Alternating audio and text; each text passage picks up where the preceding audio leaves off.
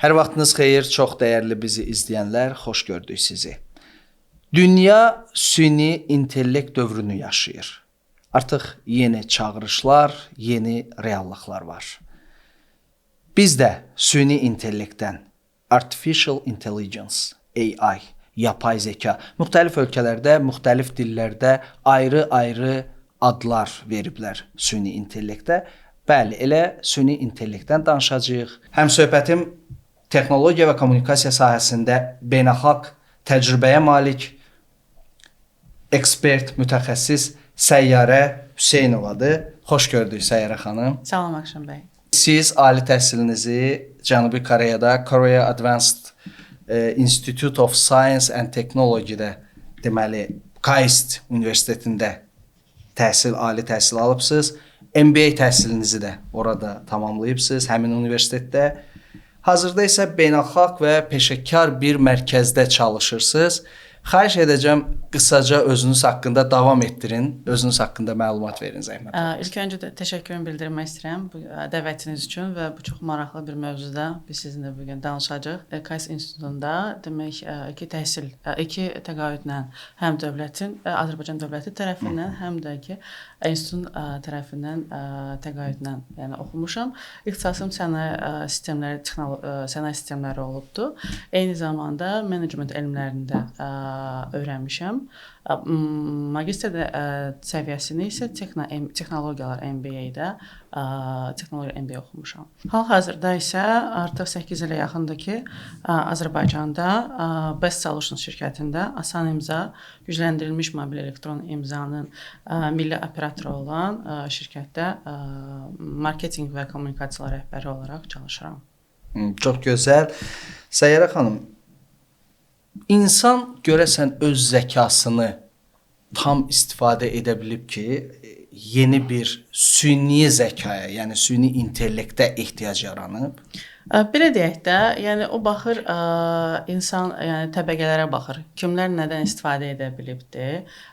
Belə deyək ki, əgər biz keçmişə dönsək, yəni elektrikin belə olub olmamasından da, yəni insanlar yaşaya bilirdi, yəni odun tapa bilirdi, gündüzlər çöldə, gecələr mağarada yaşaya bilirdi, amma elektrik də, odun da bu imkanlar yaranandan sonra, ixtiralar olandan sonra bizim həyatımız daha rahatladı, daha bir çox şeylərə imza ata bildik. Eyni zamanda da yəni süni zəkada, yəni bizim daha çox təməl məsələlərə qayıtmaq üçün, onları o ixtiralarda iştirak etmək üçün bizə bir imkanlar yarada bildi. Onda elə ən sadə dillə bəsit, süni zəka, süni intellekt nədir? Baxın, bizim düşünək ki, bir kompüter proqramı var, hansı ki, bir çox datanı özündə yerləşdirə bilir, onu analiz eləyə bilir və sonra müəyyən bir uyğunluqlar üzərində cavab hazırlaya bilir. Və buna biz süni intellekt deyə bilirik. Süni intellekt barədə danışaq. Yəni, süni intellekt bugün çox sürətlə inkişaf edir. Hətta belə bir yanaşma fikirlər var ki, hər 3-4 aydan bir özünü yeniləyir. Belə olan təqdirdə və belə sürətli inkişafda gələcək nə ola bilər? Düzdür, bunu bəlkə də süni intellekt sahəsində çalışan mütəxəssislər, hətta dünya nəhəngləri belə bunun süni intellektin gələcəyini proqnozlaşdırmaqda çox çətinlik çəkirlər. Bunun gələcəyi necə olacaq? Yəni süni intellekt hansı sahələrdə bizə faydalı ola bilər? Baxın, az öncə elektrik enerjisi haqqında danışdım, onun bizə faydalarından və onu da yəni bir paralel çəksək düşünə bilərik ki, hal-hazırda insanlar, bugün yaşayan insanların çoxusu keçmiş dövrdə yaşayan çarlardan, imperatorlardan daha yaxşı yaşayırlar. Niyə? Çünki biz artıq suyun dalınca getmirik, odun axtarmırıq, yəni hansı bir pis şəraitdə yaşamırıq, yəni bilirik ki, artıq bunlar yoxlanılıb, dezinfeksiya olunubdur və səhiyyə sistemi tam fərqli şəkildə çalışır və eyni formada, yəni süni intellekti də düşünə bilərik ki, bu artıq bir, deyək ki, necə elektrikə biz bir rozetka ilə daxil olub, yəni istifadə edərkən bir dünya bizə açıla bilir. Eyni zamanda burada bir intellektli bir rozetka düşünə bilərik ki, hansı bizə yeni bir imkanlar yarada bilər və bizi müəyyən bir formada istəklərimizə nail olmağa kömək edə bilər. Və gələcək artıq insan bu gələcəkdə nəyi görmək istəyəcəyindən asılıdır. Təbii ki, artıq bizim üçün bir reallıqdır ki, bir dronlarla müharibələr aparılır. Süni intellektlə bunlar idarə olunur.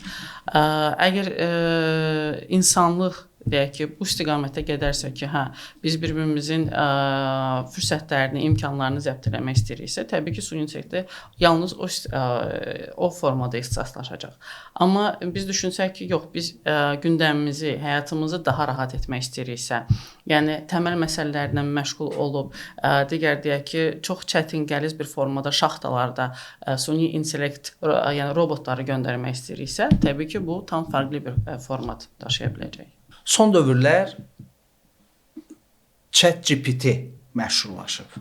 Nədir ChatGPT? Yəni və ya niyə bu qədər ChatGPT smart, ağıllı görünür və ya belə təsir bağışlayır?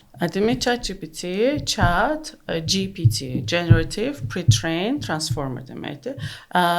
Generative, yəni insanla danışa biləcək, pre-trained, öncədən təlim alınmış transformer bunu hər bir insanı istədiyi formada çatdıra biləcək bir dil modelidir. Süni intellektin dil modelidir. Onun populyarlaşmasının səbəbi, ilk səbəbi birinci olubdur bazarda və hər kəs artıq onunla danışmağa başlayıbdır.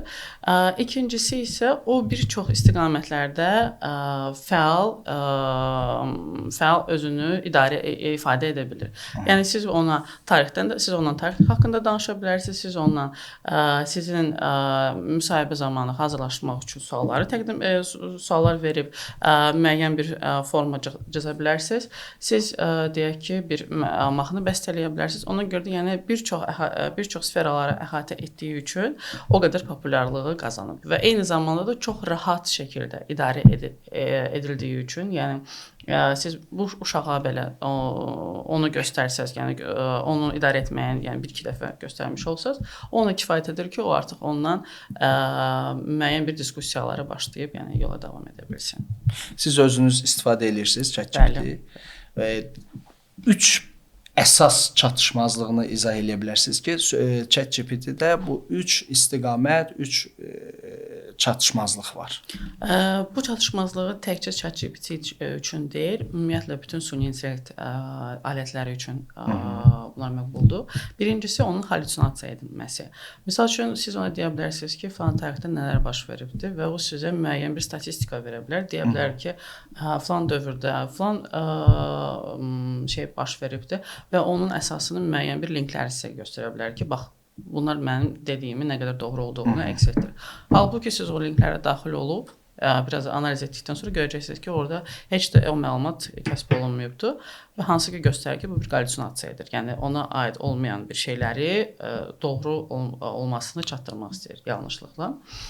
İkinci məsələ, ChatGPT sizi rahat olmağınız üçün bir formalar təqzib edir. Misal üçün, belə bir anekdot bu yaxınlarda yayılıb ki, bir insan göbələk göstərir, ChatGPT-nin şəklini göstərir ChatGPT və deyir ki, mənə də görüm, onu yemək olar, yoxsa yox. Və ChatGPT baxır, deyir ki, yox, olar da, yəni istifadə edə bilərsən, bu yeməklərdə istifadə etmək olar. Sonra bir müəyyən bir şey kadr göstərir ki, insan ölür və ChatGPT yazır ki, bağışla, mən səhv olmuşam, səhv fikirlər söyləmişəm, gəl mən sənə deyim ki, hansıları yemək olar. Yəni burada bir məsələ var ki, bu formada sənin ondan istifadə etməyə davamlılığını artırması üçün sən istədiyin cavabları da bəzən vermiş olur.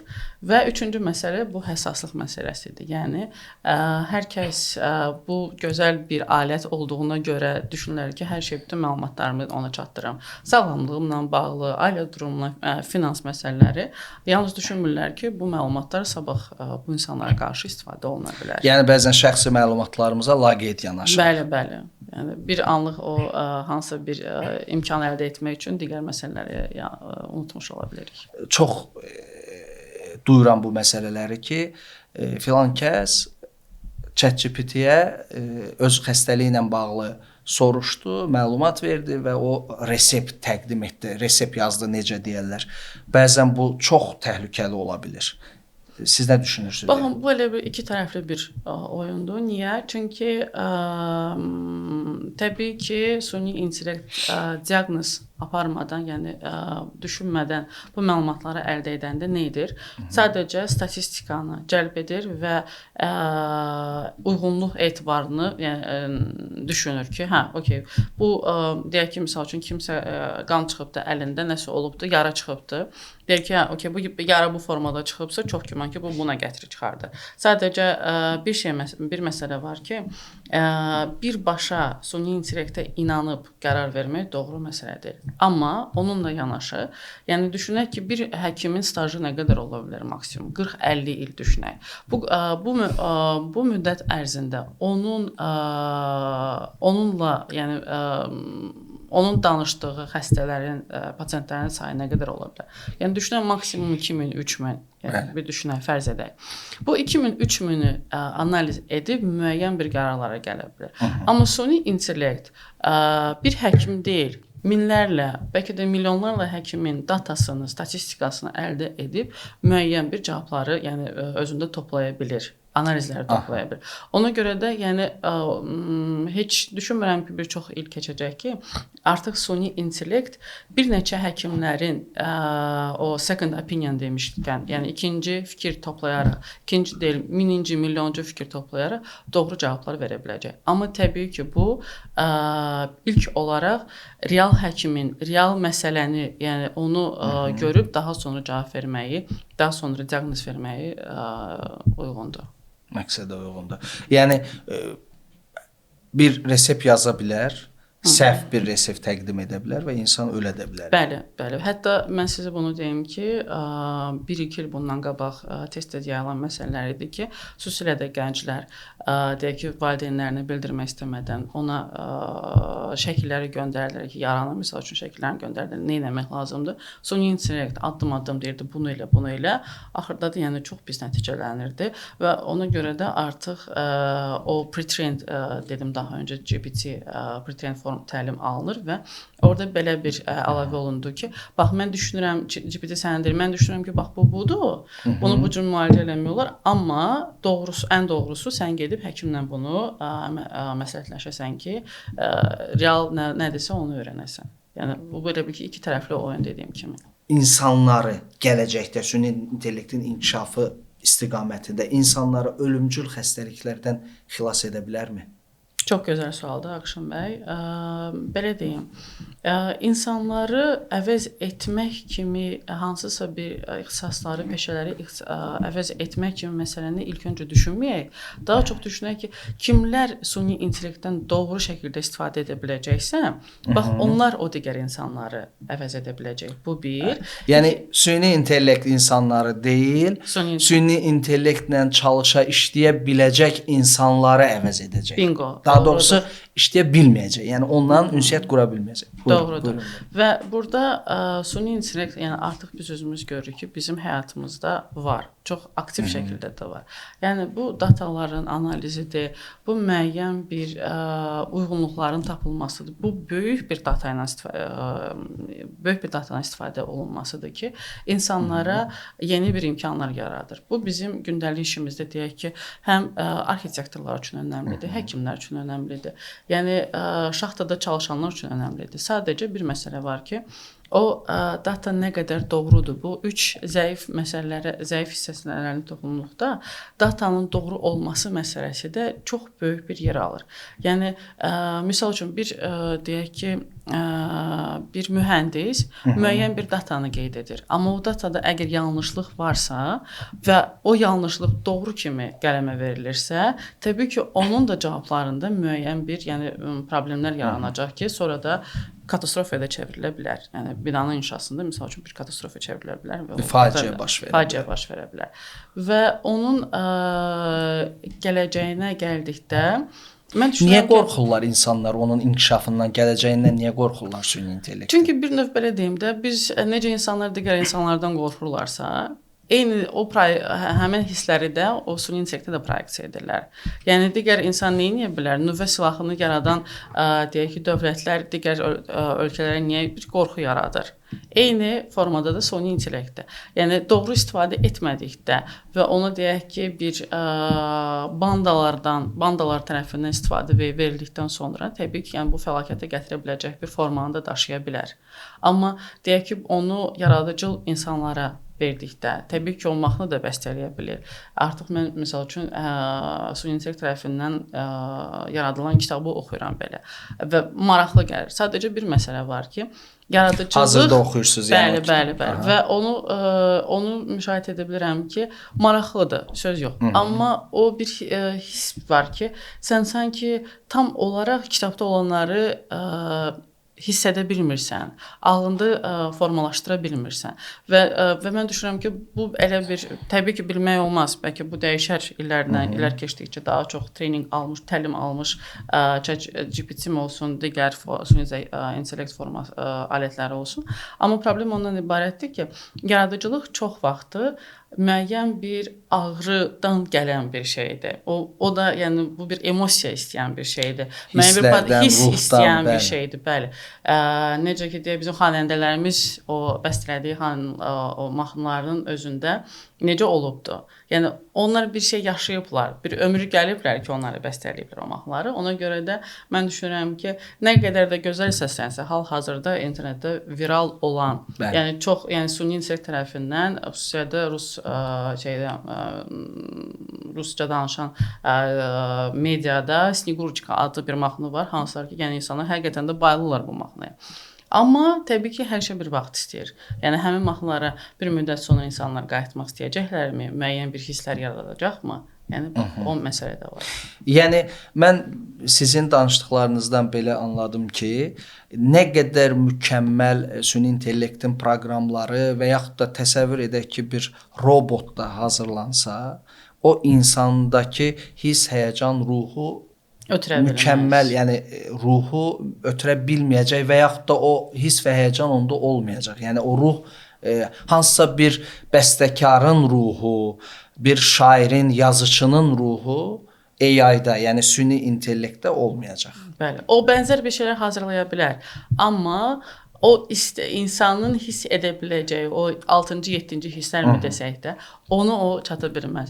Və eyni zamanda bir şey də düşünək. Baxın, hal-hazırda bir çox, hətta idmanla belə proqramlar var. Bir çox tətbiqlər var ki, insanların belə deyək də, muskulların artırılması mı olsun, fit formada qalması mı olsun, yəni onları canlandıra bilirlər.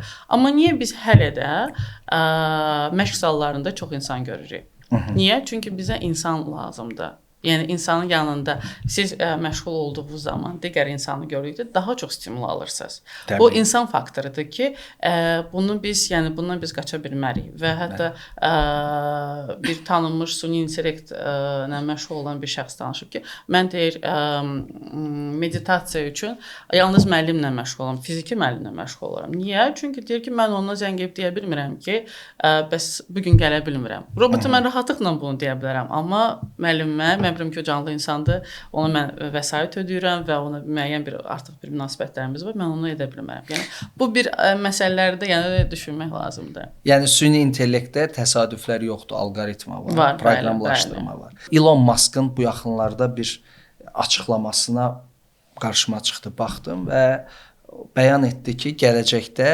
işləmək bir seçim məsələsi olacaq və pul da öz əhəmiyyətini itirəcək. Yəni necə deyirlər, işləmək necə insan idman etmək istəyirsə, bəzən etmək istəmir. Elə insanlar var, idmanla məşğul olur, elələri var, olmur. Yəni bu işləmək də bu tərzdə bir necə deyirlər, seçim olacaq. Və çox maraqlıdır. Yəni siz nə düşünürsünüz? Bu sahənin bir mütəxəssisi kimi nə düşünürsünüz? İlk öncə onu fikirləşirəm ki, bu anti-utopiya deyil. Yəni əgər həqiqətən də necə ki biz əvvəllər suyun dalınca getmirdik dərələrə, təpələrə Necə ki biz əvvəllər at çapmırdıq, indi keçmişik maşınlara. Çox yaxın bir zamanda, yəni artıq Amerikada bir neçə ştatlarda Waymo, Tesla'nın istifadə olması ilə, yəni taksilərin istifadə olması ilə, yəni onu gətirib çıxardıb ki, insanlar çox da yəni maşın istifadə etmirlər, yəni özləri öyrənmirlər. Niyə? Çünki bunu artıq süni intellekt edə bilir və eyni zamanda da bir çox təhlükəli ixtisaslara da, yəni artıq odaqlanıbdır. İnsanlar xəstəliklərin, yəni müəyyən bir əməliyyatların süni intellekt tərəfindən də keçirdiyini, yəni artıq yəni görülür. Özdə çox qəliz əməliyyatları, yəni 8 saat, 10 saat və daha çox saat tələb edən əməliyyatları süni intellekt tərəfindən mükəmməl formada keçirdiyini görürlər. Və təbii ki, bunlar olduqda insanların nəyisə etməyinə ehtiyac yaranmır və insan təməl məsələlərə qayıtmalı olur və təməl məsələlərdə artıq burada valyuta pul deyil, xoşbəxtlikdir. Well-being, yəni insanların doğru şəkildə emosional formasını qoruyub saxlamasıdır. Və bunun da olması, yəni əgər doğru şəkildə irəliləyərsə, olması, yəni bir reallığın bir formasının olmasını, yəni həqiqətən də inanıram. Yəni sanki insanlar əvvələ qayıdır. Bəli. Yəni yaradılışın əvvəlinə qayıdır. Elə əslində maraqlı bir nüansa toxunduq, maraqlı bir məqama çatdıq. Dünyaca məşhur süni intellekt tədqiqatçısı var, Yan LeCun. Bu yaxınlarda onun da bir açıqlaması var idi. Deyir ki, süni intellekt heç vaxt insan kimi düşünmək qabiliyyətinə çatmayacaq. Yenə qayıdırıq az öncə o sizin də vurğuladığınız məsələyə. Deməli, insandakı kimi hiss, həyəcan, emosiyalar, ruh süni intellektdə olmayacaq. Elə görünür və şəxsən mən də düşünürəm ki, bir insan olaraq İnanmıram ki, o zirvəyə qalxa bilsin süni intellekt və ya hansısa bir robot. Yəni ümumiyyətlə bu sahənin nəhəngləri, yəni süni intellekt nəhəngləri, alimlər, mütəxəssislər insan duyğularının əhəmiyyətindən danışırlar, onu xüsusi vurğulayırlar. Yəni bu da dolayısıyla bizə mesaj verir, bizə anlamağımıza kömək edir ki, bəli, o zirvəyə süni intellekt qalxa bilməyəcək. Mən niyə buna toxundum? Süni intellektin datalar olmadan nəsə yaza bilərmi? Tutaq ki, hər hansı bir informasiyanı biz ona vermədən o bizim istədiyimizi bizə verə bilərmi? Belə deyək də, əgər ilk öncə bizim ona verdiyimiz məlumatlar, təbii ki, emosiyaları o yaşamır, bilmir onları. Amma əgər biz ona öyrətsək ki, misal üçün, bu şəkildə cavab verəndə mənim xoşuma gəlmir, bu cavabdır, bu şəkildə edəndə məmnun oluram, təbii ki, ona bir dəfə demək kifayət edir. Halbuki deyək ki, insanları bu bəzən kifayət etmir də, onu da biz bilirik. Eyni zamanda, əgər o biləndə ki, insan ağlayan uşağa baxıb kövrəlirsə, təbii ki, o artıq onda bu proqram var ki, bu emosiyaya bağlıdır və o onu sizə göstərdikdə sizin emosiya daldığınızda, sizin ona bir müəyyən bir bağlantı qurmağınıza əmin ola bilirsiniz. Yəni əmin ola bilirik ona. Və gələcəkdə bunun hansı formasına keçməsi təbii ki də ona bağlıdır ki, nə qədər çox o insanı analiz edib o bağlantıları, o emosiyaları tanıya bilirsə, təbii ki, emosiya deyil, amma emosiyanı yaradacaq hansı amillərdirsə, onları artıq o rahatlıqla icra edə biləcək. Hansını ki, artıq icra edir. Biraz sosial şəbəkələrdən danışaq. Sosial şəbəkə hesablarınız var sizin? Var, amma qapalıdır. İstifadə etmişsiniz. Bilirsiniz bu sualı niyə verdim? Bir çox sizin kimi mütəxəssislər sosial şəbəkələrdə profilləri yoxdur və istifadə etmirlər. Maraqlıdır, niyə? Bilirsiniz, bizim paylaşdığımız məlumat həm bizi ucalda, həm də ki, bizi aşağı endirə bilər. Və nəzərə alsaq ki, nə qədər çox hal-hazırda bu məlumatlar ortaya çıxır ki, insanlar digər insanın məlumatlarından istifadə edərək, ya ondan şantaj edirlər, bir şeylər edilir və bunu etmək daha rahat olur. Niyə?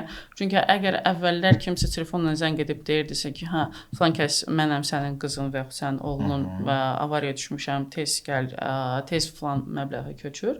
İndi artıq video ilə də onu göndərə bilir ki, sui-istifadə edənlər artıq video şəklində bilirlər ki, hansı formadadır, hansı geyimi hansı formada olur, maşını hansı rəngdədir və yaxud və s. və Allah. Yəni bu momentlərdən istifadə edərək daha real bunu edə bilir ki, insanları şantaj edə bilsin. Və sizin tərəfinizdən istifadə olunan məlumat sizə tərəf, yəni yanlışlıqla istifadə ola bilər. Son dövrlər ən çox müzakirə olunan mövzulardan biri də sosial şəbəkə asıllığıdır. Siz bir mütəxəssis kimi nə düşünürsünüz? Bu sosial şəbəkə asıllığı insanların iradələrinin zəifliyidir, yoxsa sosial şəbəkə kontenti hazırlayanların, necə deyirlər, ovçuluğu, manipulyasiyasıdır?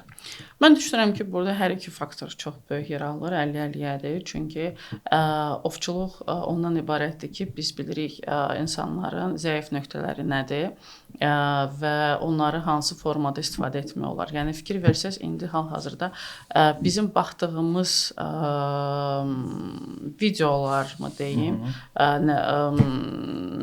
mesajlarmı olsun, onların hamısının qısa formada olmasını istəyirik.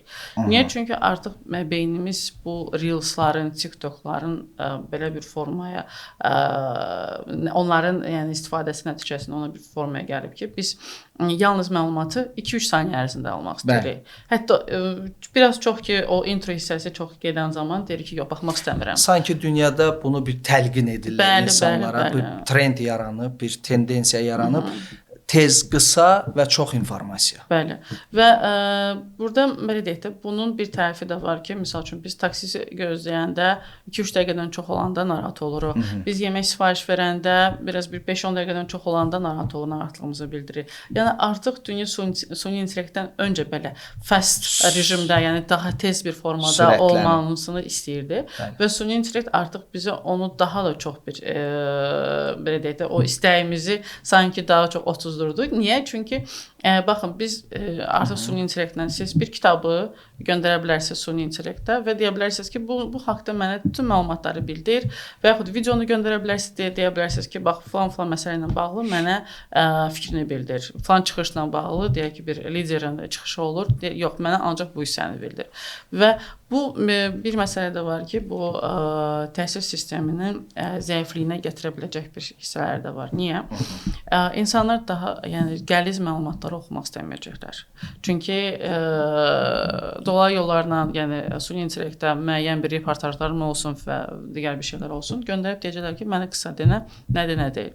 Və oxumaq istəməməyi səbəbi onun oxumaq sürətini, insanların oxuma sürətini azaldacaq, sözlərin qəliz formalardan çox sadə formaya gətirib çıxardacaq və təbii ki, yəni bu da bir təhsil sisteminə də yəni öz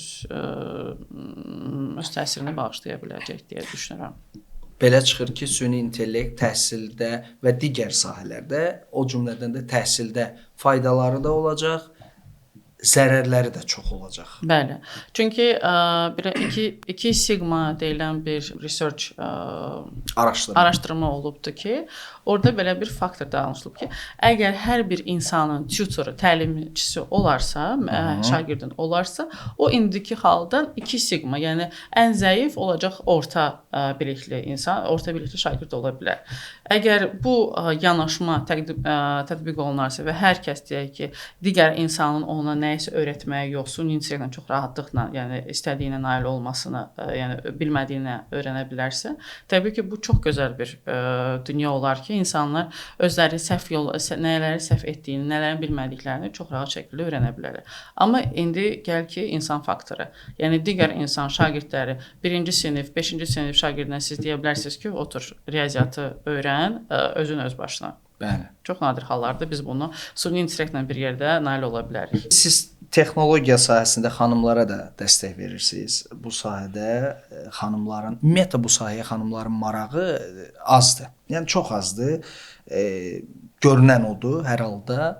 Yəni çox azdır bu sahədə texnologiya, informasiya təhlükəsizliyi, IT sahəsində xanımların iştirakı, onların o sahənin mütəxəssisləri çox azdır. Siz də bu sahəyə dəstək verirsiniz Famous Digitals adlı sizin ictimai birliyiniz də var. Ümumiyyətlə bu istiqamətdə hansı fəaliyyət göstərirsiniz, zəhmət olmasa? İlk öncə onu vurğulayım ki, Famous Digitals texnologiyalar sahəsində qadınlara və qızlara dəstək olan bir ictimai birlikdir. Artıq 10 ildən çoxdur ki, biz fəaliyyət göstəririk və fəaliyyətimizin əsas istiqamətlərindən biri qızları və xanımları texnologiyalar sahəsində olan yeniliklərlə, ümumiyyətlə bu sahənin məktəbli qızların, bəli, onların marağını artırmaqdır. Ümumiyyətlə, yəni onları bəzilərini tanış etmək, kimlərin isə marağını artırmaqdır. Çünki xüsusilə də bu nəyə görə bunu edirik? Çünki regionlarda gördüyümüz problem, Bakıda gördüyümüz problem ondan ibarətdir ki, siz getdiyiniz məkanda texnologiyalar, tək şirkətləri olsun, müzakirələr olsun, siz orada xanımları ya görməzsiniz, ya maksimum 1-2 nəfər olar, hansı ki, çox azdır. Və bizim əsas istiqamətimiz regionlarda yaşayan, oxuyan məktəbli qızlardır ki, 7-ci, 9-cu siniflər arasında olanlardır və onlar hələ ki öz seçimlərini etməyiblər, hansı ixtisas üzrə gedəcəklər və biz onları texnologiyaların nə olduğunu, robototexnika özümüzdən aparırıq və kompüterlər, onlara süni intellekt haqqında danışırıq və çox sadə dillə bunu edirik ki, onlar bu stereotiplərdən qurtulsun ki, yox, bu yalnız çox çətindirsə yalnız oğlanlar bacarar, kişilər bacarar və o robotlarla o qısa bir çalışmadan sonra onu müəyyən bir interaksiya ilə robotu tərpədib istədiyi, yəni hərəkəti etdirdikdən sonra onların o kiminsə göz yaşlarını, kiminsə sevincini görə bilirik ki, onlar fikirlərini sonra dəyişir ki, yox, mən müəllim olmaq istəyirdim, indi isə mən robototexnika üzrə ixtisaslaşmaq istəyirəm. Biz onların müəllim və yaxud həkim, yəni o ənənəvi sahələrdən keçməsini istəyirik. Yox, sadəcə biz əmin olmaq istəyirik ki, sabahki gündə hansı ki, süni intellekt daha çox formalaşacaq, daha çox həyatımızın bir parçası olacaq. Müəllimin belə süni intellektlə, yəni texnologiyalarla müəyyən bir interaksiyası olacaq. Yəni onlardan istifadə etmək lazım olacaq. Bəli, elektron gündəlikdir və yaxud elektron sistemlərin güncəlləşməsidir ki, orada da yəni insanlar, yəni müəllimlər istifadə etməlidir. Eləcə də həkimlər, hansılar ki, mütləq texnologiyalardan istifadə etməlidir və o Türklər demiş ki, bir uyarı yaratmaq istəyirik ki, baxın, bunlar var və bunlar sizin gələcəyinizdir. Nə qədər tez öyrənsəz, bir o qədər də yəni həyatınız asanlaşacaq və biz motivasiya edirsiniz. Bəli, 11-ci layihəmizi bu yaxınlarda keçirtmişdik Şamaxı şəhərində və təbii ki, qızların marağını görmək, onların valideynləri tərəfindən, hətta onlar gəlib onları götürəndə demək ki, biz heç gözləmirdik ki, bu qədər maraqlı olacaq və artıq düşünməyə başlamışıq ki, bəlkə biz bir dəyişikliklər eləyək. Sonra mesajların alınması ki, mən müəllim olmaq istəmişəm, amma indi hal-hazırda mən Bakıda oxuyuram, yəni texnologiyalar sahəsində odaqlanmışam. Onu görmək bizi həqiqətən də yəni çox sevindirir. Çünki daha çox qızların, daha çox xanımların bu peşəyə ixtisaslaşmasını çox istəyirik. Bəli, çox düzgün istiqamətdir. Çünki artıq biz elə bayaqdan danışırıq. Süni intellekt, texnologiya həqiqətən sürətli, çox həddindən çox sürətli inkişaf edir və gələcək demək olar ki, bu sahənindir. Yəni bu sahə hər bir cəmiyyətdə hakim bir gücə çevrilir.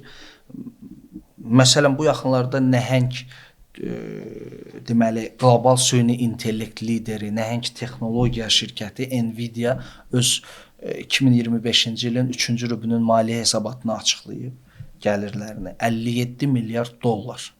Yəni, bu çox böyük rəqəmdir bu sahə üçün təbii ki. İndi başqa böyük nəhəng şirkətlərdə başqa sahələrdə ola bilər bundan böyük rəqəmlər olsun. Ancaq bu texnologiya sahəsində bu da ondan xəbər verir ki, gələcək texnologiyanındır, elm və texnologiyanındır. Yəni bugün biz hər bir sahədə görürük ki, süni intellekt və yaxud da bu texnologiya sahəsində iri, nəhəng transmilli korporasiyalar, böyük şirkətlər demək olar ki, hər bir cəmiyyətdə artıq söz sahibinə çevrilib. Siz necə düşünürsünüz? Nvidia-nın belə böyük bir kapitalı əldə olunmasının nəticəsi o hazırladığı süni intellektin işlənməsi üçün hazırladığı çiplərdəndir. Hətta ölkənin Vyetnamın ona o çiplərin hazırlanmasında onun siyasi müstəqilliyini belə saxlatdıra bilir Çinin qarşılığında. Və burada bir məsələ var ki, biz korporasiyalar dedikdə həmçinin onu nəzərə almalıyıq ki, bizim gələcəkdə, çox yaxın gələcəkdə artıq, hətta real nümunələr də var ki, bir insanın istədiyi bir peşəyə odaqlanması yalnız onun və süni intellektin nəticəsində, yəni onun birləşməsində formalaşır. Niyə? Misal üçün siz müsahibə alırsınız. Müsahibənin alınması üçün, yəni deyək ki, okey, mən şəxsən ki, siz məndən nələrsə öyrənmək istəyirsiniz, bunu tamaşaçılara çatdıra bilirsiniz. Amma bütün bu sistemlər, işıq sistemidir, çəkiliş sistemləridir. Bunları rahatlıqla süni intellekt vasitəsilə elə qrup düzə bilərsiniz ki, yalnız siz bu biznesin, yəni deyək ki, ayrılmaz bir parçası ola bilərsiniz. Siz və süni intellekt. Və belə bir insanların başqa sahələrdə olsa, milyonluq, milyardlıq gəlirlərə əldə edə biləcək, yəni bir potensialı var. Çünki artıq deyək ki, misal üçün SMM-i edə bilər süni intellekt, çəkilişi edə bilər süni intellekt, müəyyən deyək ki, tədqiqatları apara bilər süni intellekt. Bir çox farm texnologiyaları həyata keçirə bilən süni intellektdir. Tibbi sahədə, səhiyədədir ki, yəni indi hal-hazırda belə bir çox farm tech şirkətləri var ki, onlar bizim illərlə, 100 illərlə əziyyət çəkdiyimiz insanların o onkoloji, deyək ki, xəstəliklərdir və digər xəstəliklər hansılardan ki, hələ də biz bir çarə tapa bilməmişik. Onları süni intellektin vədi, yəni farm texnologiya şirkətlərinin vədi odur ki, gün gələcək ki, hər bir insana bir tablet hazırlanacaq ki, onun sırf xəstəliyini bərpa edə biləcək, yəni insanı tam sağlam edə biləcək. Və o gələcək də mən düşünürəm ki, çox yaxında, yəni 10-15 il ərzində bu gələcək də yəni bizi gözləyir. Texnologiyanın sürəti ilə müqayisə etsə, bu gələcək çox yaxın gələcək olacaq. Bəli. Yəni, belə görünür. Bəli, bəli. Sonuncu bir sual vermək istəyirəm Səhra xanım, mövzumuzu yekunlaşdırmaq üçün. Bəlkə də biraz kənarda ola bilər bu mövzudan, amma 1927-ci ildə Brüsseldə Solvay konfransında dünyanın o ən ağıllı fotosu deyirlər. O çəkilib. Yəni bu fotoda dahi fiziklər, kimyagərlər, hətta Albert Einstein'in də olduğu fotodur. Birlikdə kollektiv fotodur və orada niyə ona ağıllı foto deyirlər? Çünki dünyada elm tarixində IQ-su, zəkası ən yüksək olan alimlər o fotodadırlar. Fərz edək ki, həmin foto bugün günümüzdə çəkilir. Sizcə kimlər yer alar orada? Kimlər olar? Mən düşünürəm ki, bizim reallığı anlayan, trendləri və gələcəyi anlayan şəxs, hansı ki, süni intellektdən istifadə etməyə başlayır və bir formaya onu gətirib çıxarda bilir, o şəxs o şəkildə ola bilər. Yəni, bu günümüzün alimləri süni intellekt, informasiya təhlükəsizliyi, informasiya texnologiyaları sahəsində olan nəhəng alimlər. Bəli. Niyə? Çünki baxın, statistika onu göstərir ki, Nobel laureatların yaşı illər artdıqca onların da yaşı artır. Niyə? Çünki onlar daha çox analiz etməlidirlər, daha çox bir şeyləri, sistemləri başa düşməlidirlər. Amma süni intellektlə bu artıq daha tez əmələ gələn bir məsələdir və ona görə də növbəti Nobel laureatları 20 yaşlarında və yaxud daha az yaşlı ola biləcək, yəni 70 yaşında olan bir şəxsləri də yəni görə bilərik və onu da ona gətirirəm ki, bu süni intellektdən doğru şəkildə istifadə edə biləcək və ağlında tutduğu o qlobal mesaj kim varsa, o da yəni düzünü tapa biləcək. Təşəkkür edirəm maraqlı söhbət üçün. Təşəkkür edirik bizi izlədiyiniz üçün. Növbəti mövzularda görüşənədək.